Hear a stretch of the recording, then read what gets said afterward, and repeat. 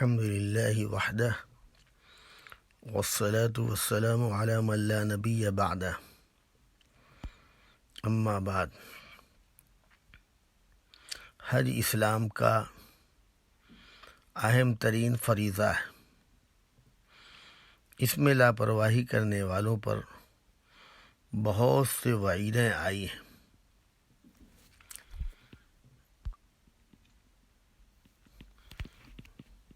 الحمد للہ وحدہ والصلاة والسلام علی من لا نبی بعدہ اما بعد۔ حج اسلام کے 4 ارکان میں ایک عظیم الشان رکن ہے۔ یہ عبادت ایسی جگہ ادا کی جاتی ہے جو اللہ تبارک و تعالی کی توجہات اور اس کی تجلیات کا مرکز ہے۔ حدیث پاک میں آیا ہے، بیت اللہ شریف جس جگہ قائم ہے بعین ہی اس کے اوپر 7ویں آسمان میں بیت المعمور قائم ہے، اور پھر بیت المعمور کے بالکل اوپر عرش الہی ہے۔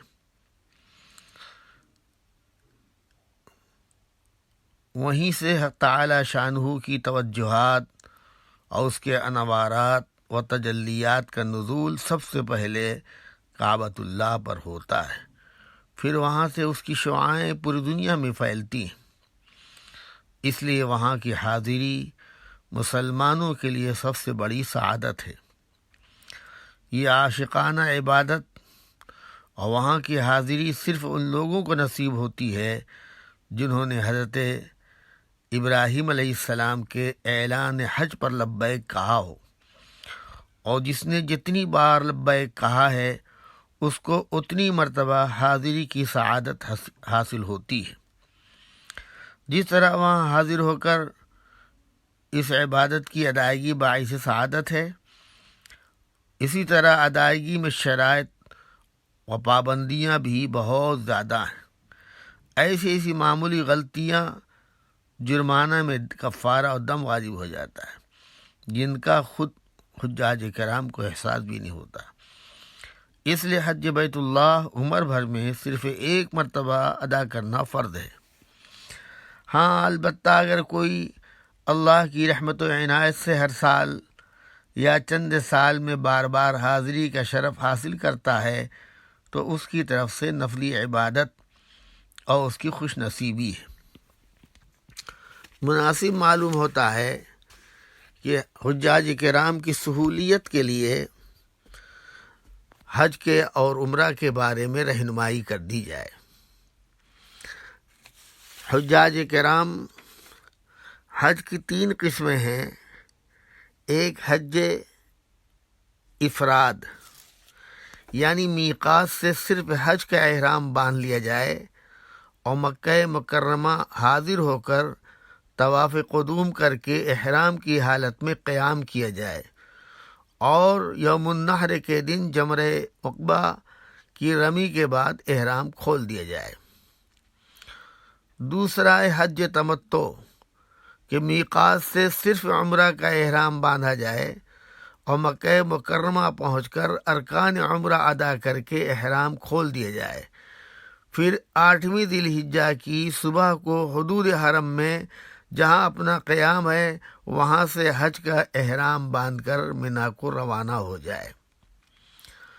ایک حج قران ہے، میقات سے حج اور عمرہ دونوں کے لیے ایک ساتھ احرام باندھ لیا جائے اور مکہ مکرمہ پہنچ کر ارکان عمرہ ادا کرنے کے بعد احرام نہ کھولا جائے، نہ یہ حلق راس کیا جائے، بلکہ اسی احرام کی حالت میں مکہ مکرمہ میں قیام کیا جائے، اور ارکان عمرہ سے فارغ ہونے کے بعد ایک مزید طواف قدوم کرنا مسنون ہے۔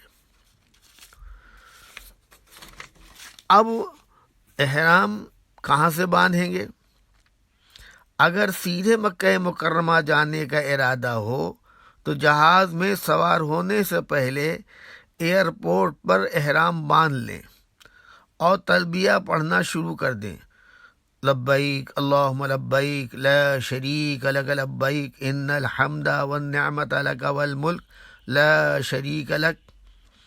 اگر جہاز پر سوار ہونے سے پہلے احرام نہیں باندھا ہے تو جدہ پہنچنے سے تقریباً 1 گھنٹہ قبل ضرور احرام باندھ لیں، ورنہ میقات سے بلا احرام آگے بڑھنے کے جرم میں قربانی واجب، اس لیے کہ ہندوستان وغیرہ سے جانے والا ہر ہوائی جہاز قرن المنازل کی میقات یا اس کے محاذات سے گزر کر جدہ پہنچتا ہے۔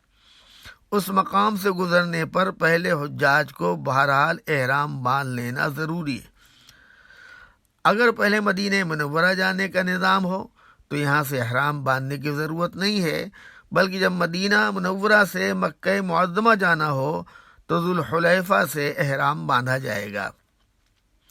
احرام باندھنے کا مسنون طریقہ یہ ہے، احرام باندھنے سے پہلے مستحب ہے کہ حجامت بنوا لی جائے، ناخن کتر لیں، بغل اور زیر ناف بال صاف کر لیے جائیں، اس کے بعد احرام کی نیت سے غسل کریں۔ اگر غسل کا موقع یا انتظام نہ ہو تو وضو کر لیں۔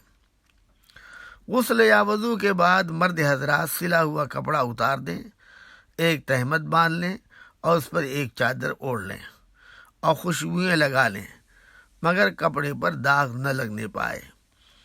یہ دونوں چادریں سفید اور نئی ہو تو بہتر ہے۔ اگر تہمت کو درمیان سے سی لیا جائے تو بھی جائز ہے۔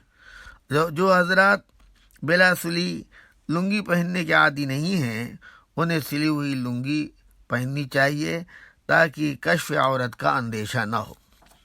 خواتین کے احرام کے لیے سلے ہوئے کپڑے نہیں اتاریں گی، بلکہ ان کا احرام صرف یہ ہے کہ وہ اپنا سر ڈھانک لیں اور چہرے کھول رکھیں۔ پردہ کے لیے بہتر ہے کہ نقاب کے اوپر کوئی ہیٹ وغیرہ لگا لیں تاکہ نقاب چہرے پر نہ لگ سکے۔ آج کل ایک خاص قسم کے کپڑے کو اسے عورتیں سر کے بالوں پر باندھتی ہیں، خواتین نے اسے احرام کا نام دے رکھا ہے، اس کی کوئی اصل نہیں۔ اس کپڑے یا رومال کا نام احرام نہیں ہے۔ احرام کی تیاری کے بعد اگر مکروہ وقت نہ ہو تو 2 رکعت نماز نفل احرام کی نیت سے پڑھیں۔ بہتر ہے کہ پہلی رکعت میں سورہ کافرون اور دوسری رکعت میں سورہ اخلاص پڑھی جائے۔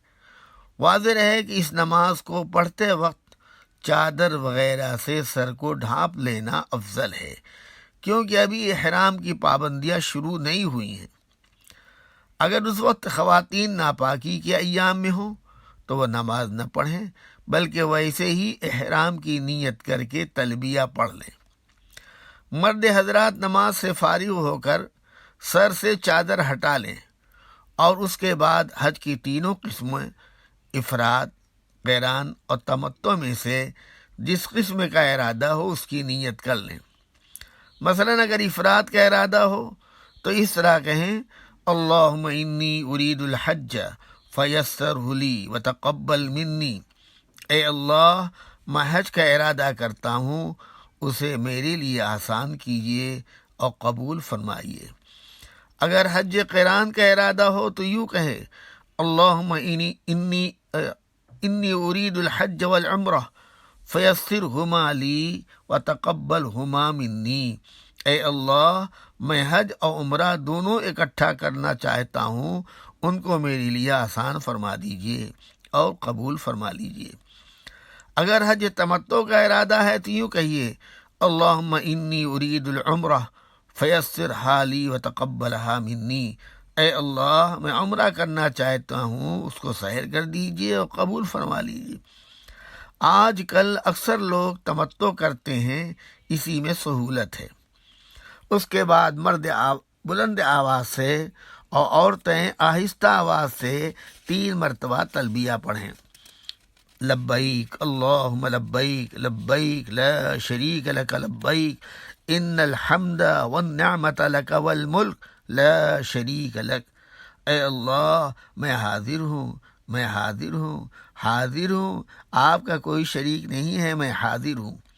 ساری تعریفیں اور سب نعمتیں صرف آپ ہی کے لیے ہیں اور ساری بادشاہی بھی آپ ہی کے اختیار میں ہے، آپ کا کوئی شریک نہیں ہے۔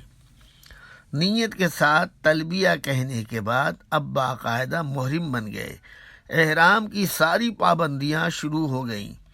یاد رہے کہ احرام شروع کرنے کے لیے نہ صرف نیت کافی ہے اور نہ ہی صرف تلبیہ، بلکہ تلبیہ اور نیت ایک ساتھ ہونا شرط ہے۔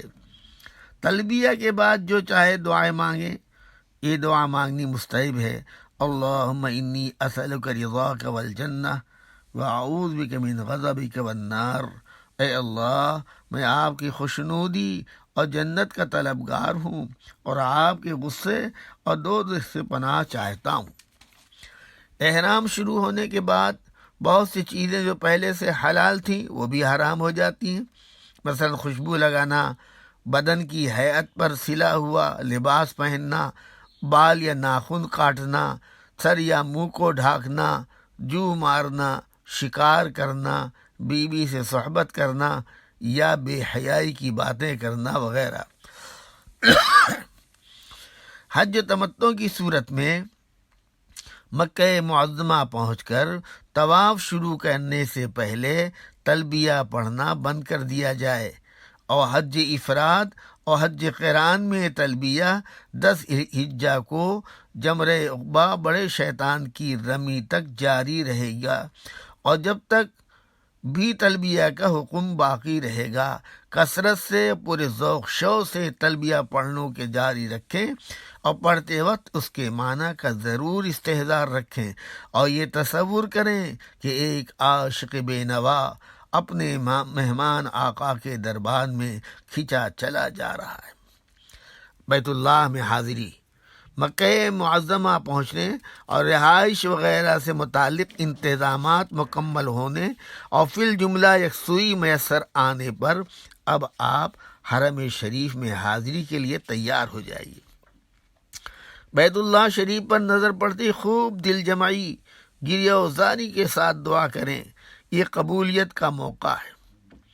اگر آپ نے حج افراد یا قران کا احرام باندھا ہے تو بیت اللہ میں حاضری کے بعد فوراً طواف قدوم کریں۔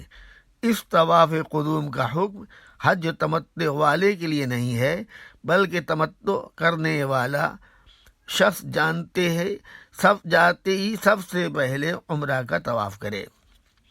طواف کرنے والا شخص طواف کے پہلے 3 چکروں میں رمل جھپٹ کر چلے گا، 7ویں چکر میں اضطبا یعنی احرام کی چادر کو داہنی بغل سے نکال کر بائیں کندھے پر ڈالے گا۔ اس کے بعد عمرہ کی تکمیل کے لیے صفا اور مروہ کے درمیان سعی کرے گا۔ حج قران کرنے والا بھی طواف قدوم کے بعد اسی طرح ارکان عمرہ ادا کرے گا، اور حج افراد کرنے والا اگر طواف قدوم کے بعد ہی حج والی سعی کرنا چاہے تو اسے بھی طواف قدوم میں رمل اور استباء کرنا پڑے گا۔ واضح رہے کہ رمل اور استباء مردوں کے لیے ہر اس طواف میں مسنون ہے جس کے بعد سعی کا ارادہ ہو۔ عورتوں کے لیے رمل اور استباء کا حکم نہیں ہے۔ بعض عورتیں طواف میں مردوں کی طرح رمل کرتی ہیں، جھپٹ کر چلتی ہیں، یہ صحیح نہیں ہے، اس سے احتیاط کریں۔ طواف کے ابتدا و انتہا حجر اسود کے استسلام یعنی بوسہ لینے سے شروع ہوتی ہے۔ حجر اسود کے سامنے فرش پر پورے مطاف میں کالی پٹی ہوتی ہے یا ہری لائٹ لگی ہوتی ہے۔ اس کے قریب جا کر اس طرح کھڑے ہوں کہ حجر اسود دائیں جانب ہو۔ پھر طواف کی نیت اس طرح کریں کہ اے اللہ، میں تیرے مقدس گھر کے 7 چکروں کے طواف کی نیت کرتا ہوں خالص تیری رضا خوشنودی کے لیے، لہذا اسے میرے لیے آسان کر کے قبول فرما لے۔ نیت کرنے کے بعد دائیں طرف چلیں اور حجر اسود کے سامنے بالکل آ جائیں، یعنی چہرہ اور سینہ حجر اسود کی طرف کر کے کالی پٹی پر کھڑے ہو جائیں۔ پھر نماز کی طرح ہاتھ اٹھاتے ہوئے بسم اللہ اللہ اکبر وللہ الحمد پڑھیں اور ہاتھ گرا دیں۔ اس کے بعد حجر اسود کا استلام کریں۔ اس کی صورت یہ ہے کہ اگر حجر اسود تک پہنچنے کا موقع مل جائے تو اپنا منہ 2 ہاتھوں کے بیچ میں اس طرح رکھیں جیسے نماز میں سجدے میں رکھا جاتا ہے، اور نرمی کے ساتھ بوسہ دیں، اور اگر بھیڑ کی وجہ سے حجر اسود تک نہ پہنچ سکیں تو پھر کالی پٹی پر کھڑے ہو کر دور سے دونوں ہتھیلیاں حجر اسود کی طرف اس خیال سے کریں کہ وہ حجر اسود پر رکھی ہوئی ہیں، پھر ان ہاتھوں کو چوم لیں۔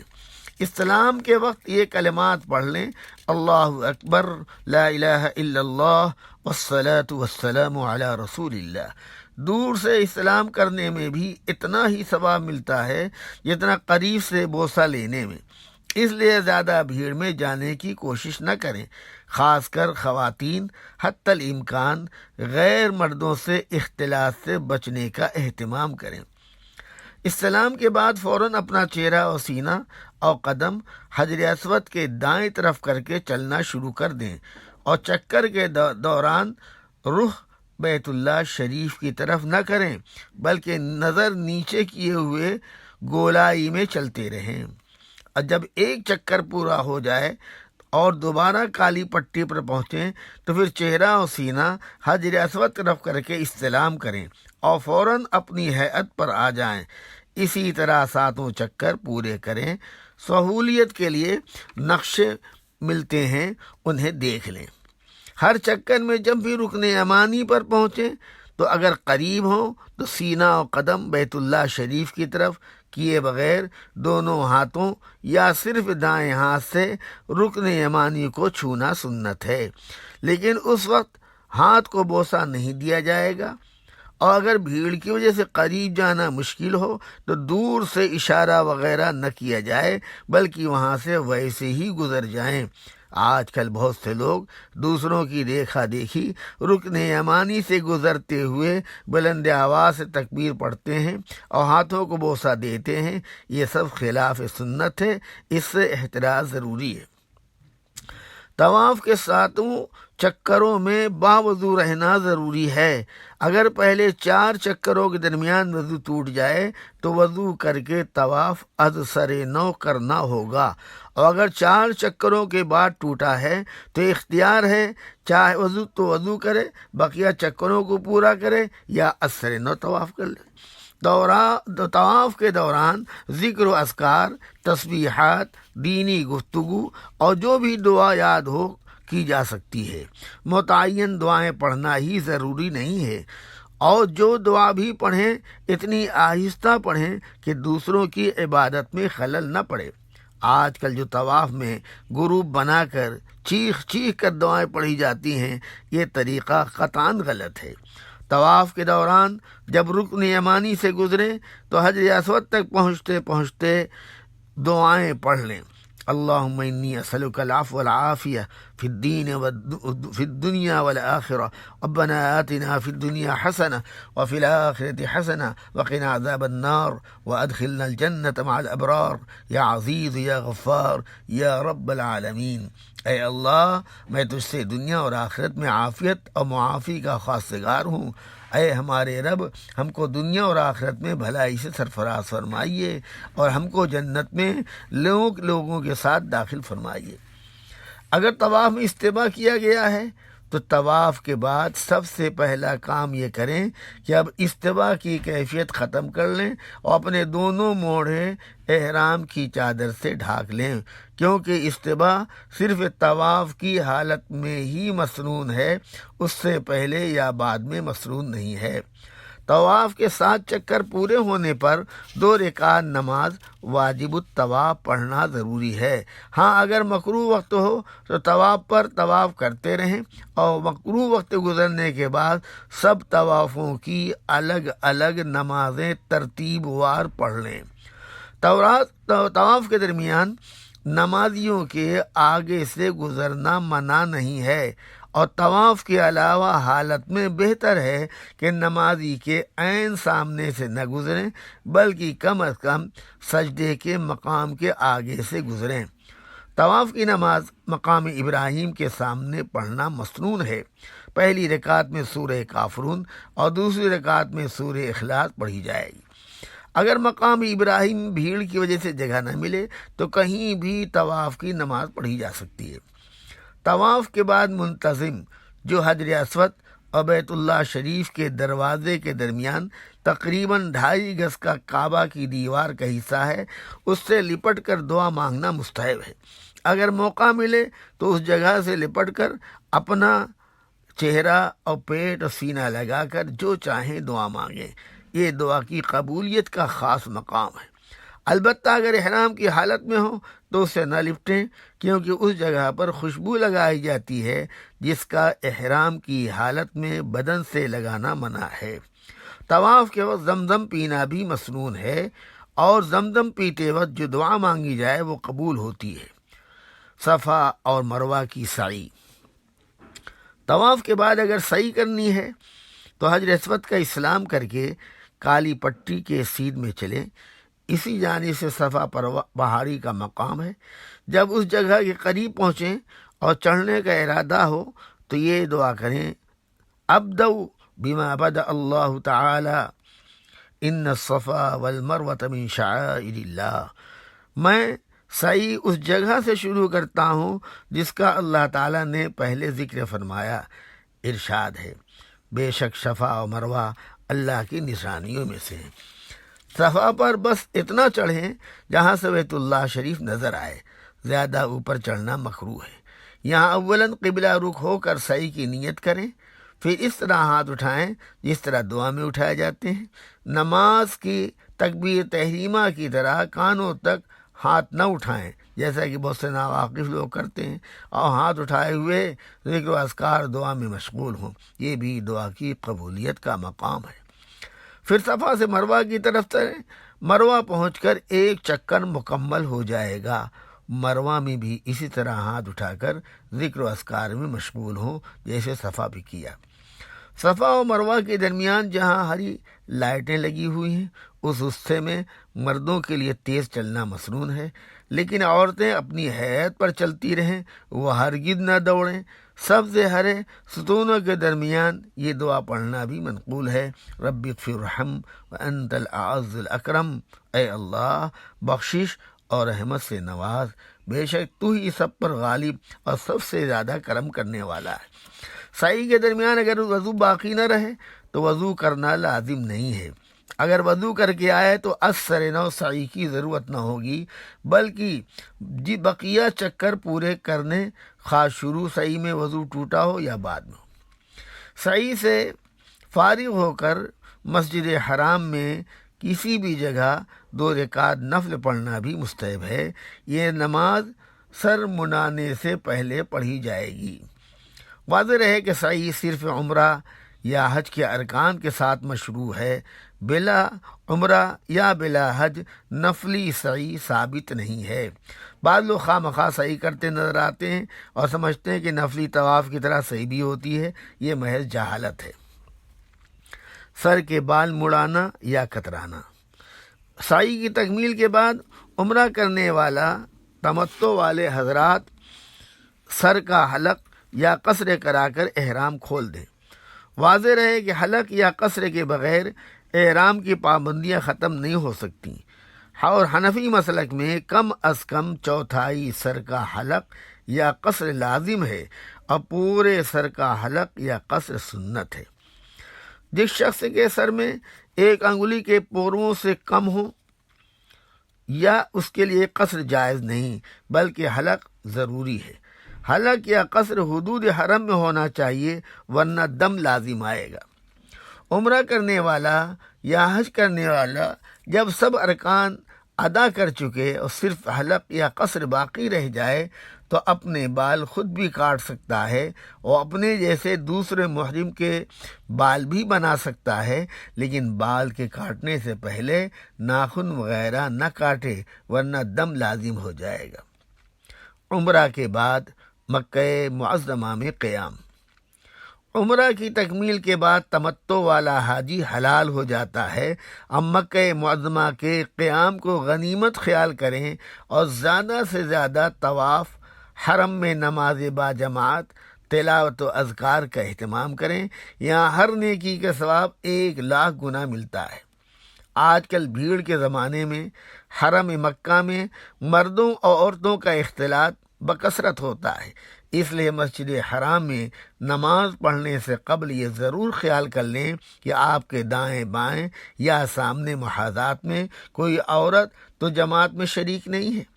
ان تینوں میں سے کوئی ایک بات بھی پائی جائے گی تو آپ کی نماز فاسد ہو جائے گی۔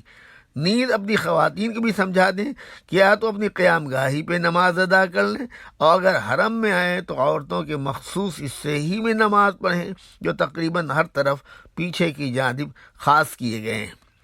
اگر چاہیں تو اس درمیانی زمانے میں آپ نفلی عمرے بھی کر سکتے ہیں۔ ایسی صورت میں حدود حرم سے باہر تنعیم، مسجد عائشہ یا جعیرانہ وغیرہ جا کر احرام باندھنا ہوگا۔ مینا کی روانگی یوم الترویہ یعنی 8ویں ذی الحجہ کی رات ہی سے مینا کی روانگی شروع ہو جاتی ہے، اس لیے آپ 7 ذی الحجہ کی شام ہی سے احرام وغیرہ کی تیاریاں مکمل کر لیں تاکہ معلم کی بسوں کے نظام کے مطابق آپ مینا جا سکیں، کیونکہ ناواقف اور ناتجربہ کار لوگوں کے لیے معلم کی بسوں کے بغیر مینا کی قیام گاہ پہنچ جانا بہت ہی دشوار ہوتا ہے۔ البتہ جو حضرات واقف کار ہیں وہ اطمینان سے 8ویں تاریخ کی صبح کو فجر کی نماز کے بعد مینا روانہ ہوں۔ حج کا احرام اگرچہ مکہ ہی میں اپنے قیام گاہ پر باندھا جا سکتا ہے، لیکن مسجد حرام میں جا کر نیت اور تلبیہ پڑھنا زیادہ بہتر ہے۔ جو حضرات طواف زیارت کے بعد کی بھیڑ سے بچنا چاہیں سے بچنا چاہیں وہ آج ہی ایک نفلی طواف ما رمل اجتماع کر کے حج کی سعی مقدم بھی کر سکتے ہیں، اور اگر اس وقت سعی کر لی تو بعد میں سعی کی ضرورت نہیں ہوگی۔ مینا جاتے وقت ایک جوڑا کپڑا، لوٹا، چٹائی، چھتری، پانی کا تھرمس، کچھ کھانے کی خشک چیزیں، بسکٹ، نمکین وغیرہ ضروری سامان لے لیں، زیادہ بوجھ نہ کریں۔ مینا میں 8ویں تاریخ سے 9ویں تاریخ کی صبح تک مقیم رہ کر 5 نمازیں ادا کرنا مسنون ہے۔ مینا میں اب خیمے آگ پروف عمدہ بن گئے ہیں جن میں کولر کا بھی انتظام ہے، مگر یہ سب یکساں معلوم ہوتے ہیں، اس لیے حجاج کرام اپنے خیمے کی پہچان اچھی طرح کر لیں، اپنے خیمے سے زیادہ دور نہ جائیں ورنہ گم ہو جانے کا قوی اندیشہ ہے، اور اپنا تعارفی کارڈ ہر وقت ساتھ رکھیں۔ خیموں میں مردوں عورتوں کا اختلاط نہ ہونے دیں، بلکہ درمیان میں چادر ڈال کر دونوں کے حصے الگ کر دیں، یہ بہت ضروری ہے۔ ذی الحجہ کی 9ویں تاریخ کی نماز فجر سے 13ویں تاریخ کی عصر تک ہر فرض نماز کے بعد مردوں کے لیے بلند آواز سے اور عورتوں کے لیے آہستہ آواز سے 1 مرتبہ تکبیر تشریق، اللہ اکبر لا الہ الا اللہ واللہ اکبر وللہ الحمد پڑھنا واجب ہے۔ عرفات کے میدان میں معلم کی بسیں رات ہی سے عرفات لے جانے شروع کر دیتی ہیں، لیکن سنت یہی ہے فجر پڑھ کر عرفات کے لیے روانہ ہوں۔ عرفات جاتے وقت نہایت ذوق و شوق کے ساتھ تلبیہ کا ورد کریں اور عاشقانہ انداز اور کیف مستی کے عالم میں رحمت خداوندی کے امیدوار بن کر عرفات کا قصد کریں، کیونکہ آج ہی کا دن پورے حج کا ماحصل ہے۔ عرفات میں اگر اپنی جائے قیام کا پہلے سے پتہ لگا لیا تو سہولت رہتی ہے، کیونکہ بسا اوقات معلم کی بسیں ٹریفک کے مجبوریوں کی جسے اتنا دور کر دیتی ہیں کہ وقوف کا وقت بسوں میں بیٹھے بیٹھے ضائع ہونے لگتا ہے۔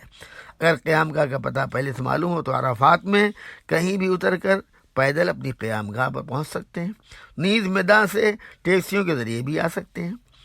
عرفہ کا وقوف فرض ہے جو زوال کے بعد سے شروع ہوتا ہے، اس لیے زوال سے پہلے ہی پوری تیاری کر لیں تاکہ بعد میں کوئی وقت ضائع نہ ہو۔ آج کے دن جو لوگ مسجد نمرہ میں امام عرفات کے پیچھے نمازیں پڑھیں وہ ظہر اور عصر دونوں نمازیں ظہر کے وقت میں ادا کریں۔ مگر جو حضرات اپنے اپنے خیموں میں انفرادی یا اجتماعی نمازیں پڑھیں ان کے لیے دونوں نمازیں اپنے اپنے وقت میں پڑھنی ضروری ہے۔ اگر وہ ظہر کے وقت میں عصر پڑھ لیں گے تو ان کی عصر ادا نہ ہوگی۔ اس مسئلے کا خیال رکھیں، کیونکہ بہت سے لوگ منظم طریقے پر سبھی لوگوں کو ایک ہی وقت میں جمع بین الصلاتین کی تلقین کرتے ہیں۔ حنفی حضرات کو ان کی تلقین پر عمل کرنے کی ہرگز اجازت نہیں ہے۔ معلوم ہوا ہے کہ آج کل امام عرفات نجد سے تشریف لاتے ہیں اور مسافر رہتے ہیں، اور عرفات میں ظہر و عصر کی نمازیں قصر پڑھاتے ہیں۔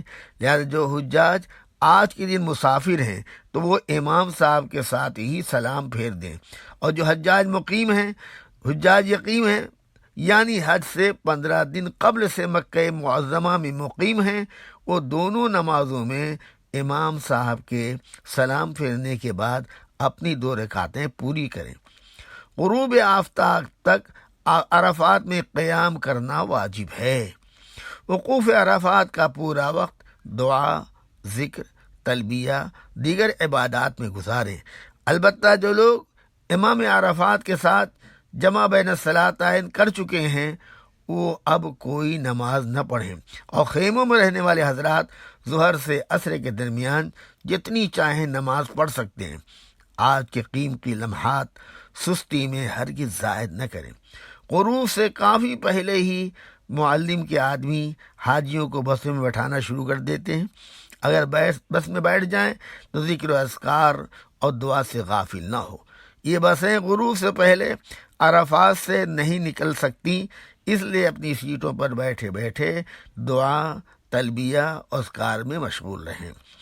غروب ہونے اور رات آ جانے کے باوجود عرفات میں مغرب کی نماز ادا نہیں کی جائے گی۔ اب آگے مزدلفہ کی روانگی۔ سورج غروب ہونے کے بعد عرفات سے مزدلفہ کو روانگی ہوگی۔ اب جب بھی آپ مزدلفہ پہنچیں تو عشاء کے وقت میں مغرب اور عشاء دونوں نمازیں ایک ساتھ پڑھیں۔ ان دونوں نمازوں کا جمع کر کے پڑھنا سب پر ضروری ہے، خواہ اکیلے نماز پڑھیں یا امام کے ساتھ۔ مزدلفہ کی یہ رات بہت ہی متبرک ہے، بعض علماء نے اسے شب قدر سے بھی افضل بتایا ہے، اس لیے اس رات میں تکان کے باوجود عبادت کرنا بہت زیادہ اجر ثواب کا باعث ہے۔ اسے محض سو کر ضائع نہ کریں۔ مزدلفہ میں عام طور پر کھلے آسمان کے نیچے اپنی اپنی چٹائیوں پر رات گزاری جاتی ہے۔ نیز بہت کچھ انتظامات کے باوجود پانی وغیرہ کی قلت کا سامنا ہوتا ہے، اس لیے بہتر ہے کہ عرفات ہی سے پانی وغیرہ کا انتظام کر لیں اور کچھ کھانے پینے کی اشیاء بھی ہمراہ لے لیں۔ حنفیہ کے نزدیک وقوف عرفہ کا مزدلفہ کا اصل واجب ذی الحجہ کی 10ویں تاریخ کی صبح صادق سے طلوع آفتاب کے درمیان ہے۔ حنفیہ کے نزدیک وقوف مزدلفہ کا اصل واجب وقت ذی الحجہ کی 10ویں تاریخ کی صبح صادق سے طلوع آفتاب کے درمیان ہے، اس لیے اول وقت فجر کی نماز پڑھ کر جتنی دیر ہو سکے مزدلفہ کا وقوف کریں اور الہا زاری کے ساتھ دعا میں مشغول رہیں۔ مزدلفہ میں قبلہ کی تعین کی آسان شکل یہ ہے کہ بیت اللہ شریف کے اوپر ایک پہاڑی پر بہت بڑا ٹاور لگا ہوا ہے، اس پر سفید لائٹ جلتی بجھتی رہتی ہے۔ یہ مکہ معظمہ کے ارد گرد میلوں سے نظر آتی ہے۔ رات کے وقت قبلہ معلوم کرنے کی یہ آسان صورت ہے۔ مزدلفہ میں آپ جس مقام پر بھی ہیں اس لائٹ کو دیکھ کر قبلہ کی تعین کر لیں۔ مزدلفہ میں شیطان کی رمی کے لیے چنے کے دانے کے برابر کنکریاں جمع کر لیں، انہیں پانی سے دھو کر پاک کر لیں۔ مزدلفہ سے اب واپسی۔ 10 ذی الحجہ کو وقوف مزدلفہ کے بعد منا کے لیے روانگی ہوگی۔ اگر ہمت اور طاقت ہو اور منا میں اپنے جائے قیام کا صحیح پتہ معلوم ہو اور ضعیف خواتین وغیرہ ساتھ نہ ہو تو مزدلفہ سے منا کے لیے بسوں سے سفر کرنے کے بجائے پیدل آنے میں زیادہ سہولت ہے، اس سے آپ کا وقت بھی کافی بچ جائے گا۔ دوبارہ مینا پہنچ کر سب سے پہلے عمل آخری جمرہ بڑے شیطان کو کنکری مارنا ہے۔ آج کل صبح کے وقت انتہائی ہوش ربا ازدحام ہوتا ہے۔ اس بھیڑ میں کمزوروں خواتین کا کام نہیں، بسا اوقات جان تک خطرہ ہو جاتا ہے۔ اس لیے زیادہ شوق میں آ کر جان کو خطرے میں نہ ڈالیں، بلکہ مینا پہنچ کر اولاً اپنی قیام گاہ پہ آرام کریں، دوپہر یا اس کے بعد اطمینان سے جا کر رمی کریں۔ بالخصوص ضعفاء اور خواتین کو اس کا خیال رکھنا چاہیے۔ رمی شروع کرتے ہی تلبیہ پڑھنے کا سلسلہ بند کر دیا جائے۔ اگر صرف حج کا احرام ہو تو رمی کے بعد حلق یا قصر کرا کر احرام کھول دیں، اور خواتین کے لیے حلق جائز نہیں، وہ صرف اتنا کریں کہ چوٹی کے سر سے انگلی کے پوروں کے برابر اپنے بال کاٹ لیں۔ اگر قران یا تمتع کا احرام ہے تو پہلے واجب قربانی کریں، اس کے بعد ہی سر مڑائیں۔ حنفیہ کے مفتابہی قول کے مطابق قارن اور متمتع کے لیے رمی، قربانی اور حلق میں ترتیب واجب ہے، اس لیے پوری کوشش کرنی چاہیے کہ ترتیب قائم رہے۔ لیکن اگر کوئی شخص اپنے ذوف یا نئے سعودی قوانین یا کسی اور عذر کی بنا پر ترتیب قائم نہ رکھ سکے تو صاحبین اور ائمہ ثلاثہ کے قول پر اس پر دم واجب نہ ہوگا۔ خاص طور سے خیال رکھیں، طواف زیارت، قربانی اور حلق کے بعد طواف زیارت کے لیے مکہ معظمہ جائیں۔ یہ طواف فرض ہے اور 10 ذی الحجہ سے 12 ذی الحجہ تک کیا جا سکتا ہے۔ جو عورت ناپاک ہو وہ اس وقت طواف زیارت نہ کرے، بلکہ مینا ہی میں مقیم رہے اور بعد میں پاک ہونے پر طواف کرے۔ اس تاخیر سے اس پر کوئی جرمانہ نہ ہوگا۔ اگر پہلے حج کی سعی نہ کی ہو تو طواف زیارت کے بعد سعی کرنی ہوگی، اور اس طواف کے شروع کے 3 چکروں میں رمل اکڑ کر چلنا کیا جائے گا، اور جب حلق کے بعد سلے ہوئے کپڑے پہن کر طواف کریں تو استباء نہ ہوگا اور سعی بھی سلے ہوئے کپڑے میں ہوگی۔ ایام مینا 10، 11، 12 ذی الحجہ میں رات کا اکثر حصہ مینا میں گزارنا مسنون ہے۔ رمی جمار 11 اور 12 تاریخ کو زوال کے بعد سے تینوں جمرات کی رمی کی جائے گی۔ اس میں بھی اول وقت بھیڑ میں جانے کی کوشش نہ کریں، بلکہ اطمینان اور آرام کے ساتھ کچھ دیر میں رمی کریں۔ ان 2 دنوں میں زوال سے قبل رمی جائز اور معتبر نہیں ہے، اس کا خیال رکھیں۔ ان دونوں دنوں میں زوال سے قبل رمی جائز اور معتبر نہیں ہے۔ کمزور اور خواتین اگر رات میں رمی کریں تو ان پر کراہت نہیں ہے، لہذا جو لوگ راحت کے وقت میں رمی کرنے پر قادر ہوں ان کی طرف سے دوسرے کی رمی درست نہ ہوگی۔ اس مسئلے کا خوب خیال رکھیں، کیونکہ بہت سے لوگ حقیقی عذر کے بغیر رمی میں نیابت کرا دیتے ہیں۔ ایسے لوگوں کی رمی معتبر نہیں ہوتی اور ان پر ترک رمی کی وجہ سے دم واجب ہو جاتا ہے۔ کنکری اس طرح ماریں کہ وہ گول دائرے کے اندر ہی گریں، اس سے باہر نہ جائیں۔ جمرہ عقبہ اور جمرہ وسطیٰ کے بعد قبلہ رو ہو کر دعا مانگنا مسنون ہے۔ آخری جمرہ کے بعد دعا کا حکم نہیں ہے۔ مینا کے ایام خاص طور پر ذکر خداوندی کے دن ہیں، اس دوران عبادت کا خاص اہتمام رکھیں اور دین کی اشاعت کی بھی فکر کریں۔ 12 ذی الحجہ کو غروب آفتاب سے پہلے مینا سے مکہ معظمہ کے لیے روانہ ہو جائیں۔ اگر 13 ذی الحجہ کی صبح تک مینا میں رک گئے تو 13ویں تاریخ کی رمی بھی واجب ہو جائے گی۔ مکہ معظمہ واپسی اور طواف وداع۔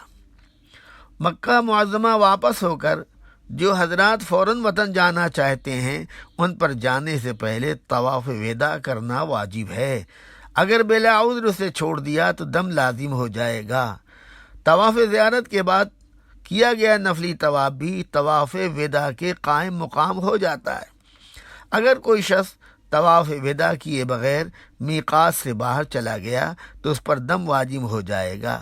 اس دم سے بچنے کی صورت یہ ہے کہ دوبارہ عمرے کا احرام باندھ کر حرم میں آئے، اولاً عمرہ کرے، پھر طواف وداع کرے۔ صرف طواف وداع کے لیے باہر سے بلا احرام عمرہ آنا منع ہے، اس مسئلے کو بھی اچھی طرح یاد رکھیں۔ جو عورت واپسی کے وقت ناپاک ہو اس کے لیے طواف وداع کے لیے رکنا لازم نہیں، وہ بلا طواف وداع کیے وطن لوٹ سکتی ہے۔ مکہ معظمہ میں جتنا بھی قیام نصیب ہو اسے غنیمت سمجھیں اور زیادہ سے زیادہ طواف اور عمروں کا اہتمام رکھیں۔ زندگی میں مواقع بار بار نصیب نہیں ہوتے، واپسی وقت نہایت حزن ملال کا اظہار کریں اور بیت اللہ کی جدائی پر گریہ و زاری کے ساتھ واپس ہوں۔ اللہ تعالیٰ اپنے فضل و کرم سے بار بار ادب اور مقبول حج وغیرہ کی حاضری کی دولت نصیب فرمائے، آمین یا رب العالمین۔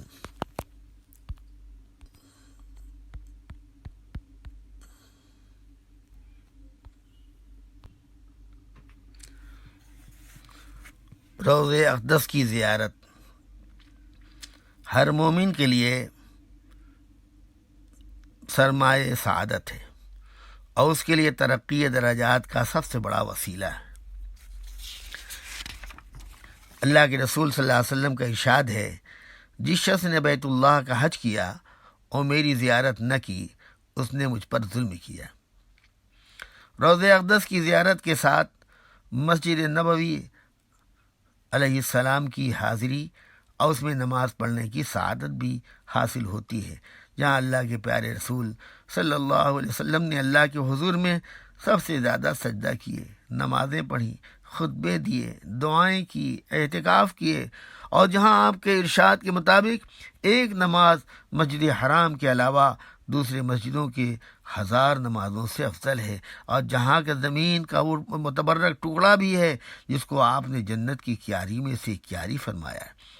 جن لوگوں کو یہ سعادت نصیب حاصل ہو وہ خاص طور سے آداب کا لحاظ رکھیں۔ مثلا جب مدینہ منورہ زادہ اللہ شرفا و عظمہ کا سفر شروع کرے تو یہ نیت کرے کہ میں مسجد نبوی علی صاحبہ صلاۃ والسلام کی حاضری اور روضہ اقدس کی زیارت کے لیے سفر کر رہا ہوں۔ مکہ معظمہ زادہ اللہ شرفا و عظمتاً یا جدہ سے روانگی سے پہلے بہتر ہے کہ مدینہ طیبہ کی حاضری کی نیت سے غسل کرے، لباس تبدیل کر لے، خوشبو لگا لے۔ مدینہ منورہ زادہ اللہ شرفا و عظمتاً کے اس سفر میں انتہائی ادب، احترام اور ذوق و شوق کا مظاہرہ کرے۔ یا رب صلی وسلم دائماً ابدا علی حبیبک خیر الخلق کلہ۔ جس قدر مدینہ منورہ قریب ہوتا جائے درود شریف سلام میں اضافہ کرتا جائے، کیونکہ ایک مومن صادق کے لیے درود شریف سے بہتر بارگاہ رسالت میں تقرب کا کوئی ذریعہ نہیں۔ جب مدینہ منورہ پر نظر پڑے تو اللہ سے دعا کرے، اے اللہ یہ تیرے حبیب صلی اللہ علیہ وسلم کا محبوب شہر ہے اور تیرے حبیب صلی اللہ علیہ وسلم نے اس کو حرم قرار دیا ہے، اس میں میرے داخلے اور میری حاضری کو ہر قسم کے عذاب سے امان کا ذریعہ بنا دے۔ اور جب مدینہ منورہ میں داخل ہونے لگے تو پورے خشوع و خضوع کے ساتھ عرض کرے، بسم اللہ ما شاء اللہ لا قوت الا باللہ، اور یہ دعا کرے، اے اللہ اپنے جس کرم سے تو نے مجھے یہ مبارک دن دکھایا ہے کہ میں تیرے حبیب کے محبوب شہر میں داخل ہو رہا ہوں، اسی کرم سے تو مجھے یہاں کی خاص برکتیں عطا فرما اور ان تمام باتوں سے میری حفاظت فرما جو یہاں کے برکات سے محرومی کا باعث ہو۔ قیام گاہ پہ پہنچ کر اگر پہلے سے غسل وغیرہ نہیں کر سکا ہے تو غسل کرے، خوشبو لگائے، عمدہ لباس پہنے، پھر انتہائی ادب و احترام کے ساتھ مسجد نبوی کا قصد کرے۔ بسم اللہ والصلاة والسلام علی رسول اللہ، اللہم اغفر لی ذنوبی وافتح لی ابواب رحمتک پڑھتا ہوا مسجد نبوی میں داخل ہو، اور رسول الجنہ میں یا جہاں موقع ملے 2 رکعت تحیۃ المسجد پڑھے، اس کے بعد 2 رکعت نماز شکرانہ کی پڑھے کہ اللہ تعالیٰ نے مجھے اپنے فضل و کرم سے عظیم دولت فرمائی، اس کے بعد نہایت خشوع خضوع اور پورے ادب و شوق کے ساتھ یہ دعا کرتے ہوئے مواجہ شریف میں آئے کہ اے اللہ، اس مقدس مقام کے لائق ادب و تعظیم کی مجھے توفیق دے اور میرے دل و اعضاء کو تمام خلاف ادب باتوں سے محفوظ فرما، اور یہ تصور خیال کرتے ہوئے کہ میں بارگاہ عالی مقام میں حاضر ہوں، آقا صلی اللہ علیہ وسلم میری گزارش بنفس نفیس سن رہے ہیں، پورے ادب کے ساتھ ہلکی آواز سے صلاۃ و سلام کا نذرانہ پیش کرے اور شفاعت کی درخواست پیش کرے۔ صلاۃ و سلام کے صیغے مخصوص نہیں ہیں، مختصر بھی ہیں اور طویل بھی ہیں، جس طرح کا ذوق ہو اسے اختیار کریں۔ عام لوگوں کے لیے یہی ہے، الصلاۃ والسلام علیک یا رسول اللہ، اے اللہ کے رسول آپ پر درود و سلام۔ الصلاۃ والسلام علیک یا حبیب اللہ، اے اللہ کے محبوب آپ پر درود و سلام۔ الصلاۃ والسلام علیک یا خیر خلق اللہ، اے اللہ کے مخلوق میں سب سے بہتر آپ پر درود و سلام۔ السلام علیک ایھا النبی ورحمۃ اللہ وبرکاتہ، اے اللہ کے نبی آپ پر سلام اور آپ کی رحمت اور اس کی برکتیں۔ اس کے بعد اپنے ان بزرگوں، دوستوں، عزیزوں کا سلام اور شفاعت کی درخواست بارگاہ اقدس میں پہنچائے، جنہوں نے آپ سے فرمائش کی۔ آہستہ قدم، نیچی نگاہ، پست ہو آواز۔ اللہ تعالی ہم سب کو عملوں کو قبول فرمائے۔